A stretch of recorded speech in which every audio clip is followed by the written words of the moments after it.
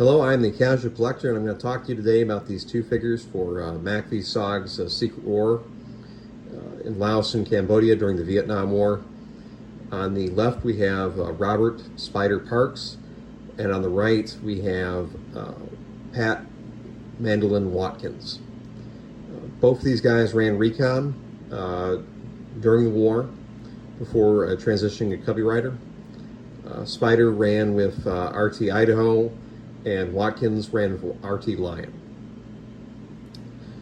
So the gear on these guys is fairly simple compared to some of the stuff that I normally do. But I tried to replicate Watkins' case. He had a great glamour shot that would have been sent for home, where he's wearing the beret. He's got the tiger stripe uniform, and he's got the tricked out Car 15. And Watkins, I based his gear off of a shot of Spider fully uniformed up as a Covey Rider.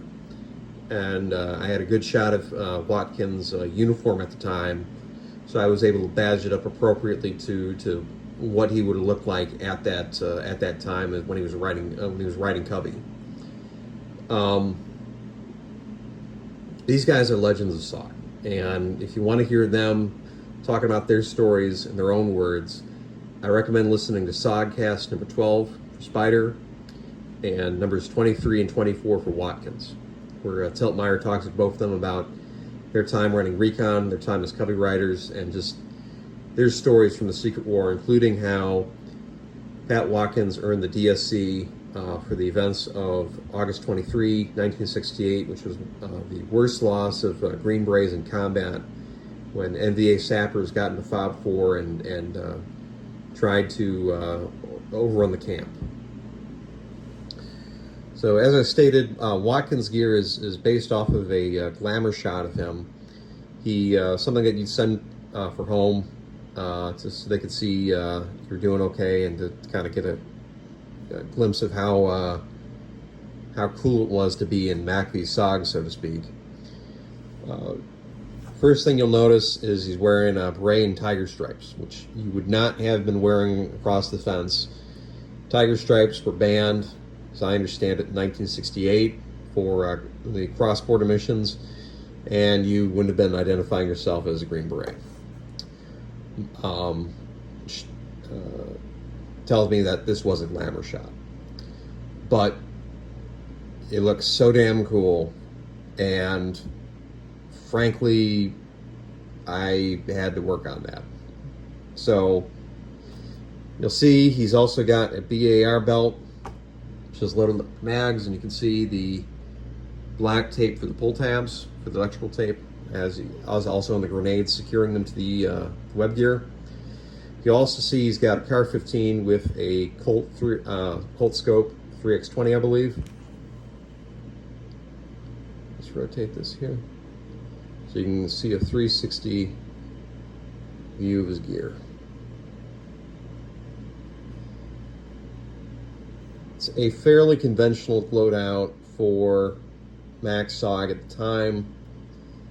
The BAR belt allowed you to carry a lot of magazines, and you still had space for wire hangers for canteen pouches if you wanted to suspend pouches for grenades or other gear. And this is based off of what his loadout was at that time. Watkins is outfitted for serving as a Covey Rider, as I said, based off of a photo of a Spider at the time. You will note his uniform is badged up. The riding Covey and providing support to the teams, flying Air Force OB1s, 2s, 10s as the passenger.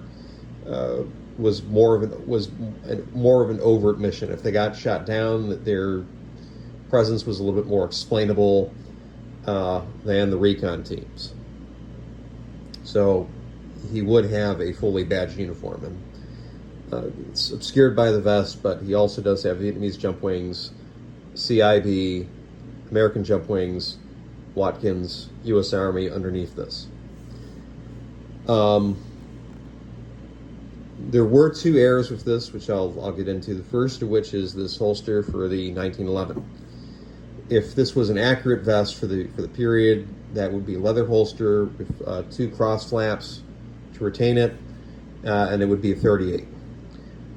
I frankly did not think I was going to be able to replicate that in scale to a good look, so I instead retained the 1911 in the holster and just kept it as it is. But it is not quite accurate. It looks good, but it's not quite accurate. You also see he's got maps for the target, for supporting teams on the ground, and a notebook for keeping a log. In the back, this is a second slight inaccuracy, is he would have had a slightly different parachute. This is a jet pilot parachute from the 1950s. It is not completely accurate to what they would have used. However, as they say, it's good enough for government work. It is visually similar to one of the types of chutes that were issued, so I went with it. There's just nothing else in scale that is quite accurate enough. He's also got the flight helmet with the integrated comms, talking to the pilot and the guys at the ground. And as you can see, he's got the Special Forces flash, and his uniform is badged up. Fun fact is, I got the patches for the Special Forces from Jack Call, who's a buddy of mine, but the rank insignia and the uniform patches are actually embroidered by hand. That was a pain in the butt to sew up, but it looks great. But I had a lot of fun making these guys. I'm sad I wasn't able to get the spiders done before he passed. Pat Watkins, if you're seeing this, if you want to borrow this guy, I'm happy to loan it out to you for a SOAR. But these guys were great to build, and like I said, I recommend SOG Cast number 12 for Spider Parks, 23 and 24 for Pat Watkins. And as a preview for things to come in the future, I'm going to be doing a review of some of uniforms sewed up to me by a buddy of mine, Uswin, who did some phenomenal BOGAM uniforms for the early war. And I'm going to be doing a little bit of a review on some of that stuff.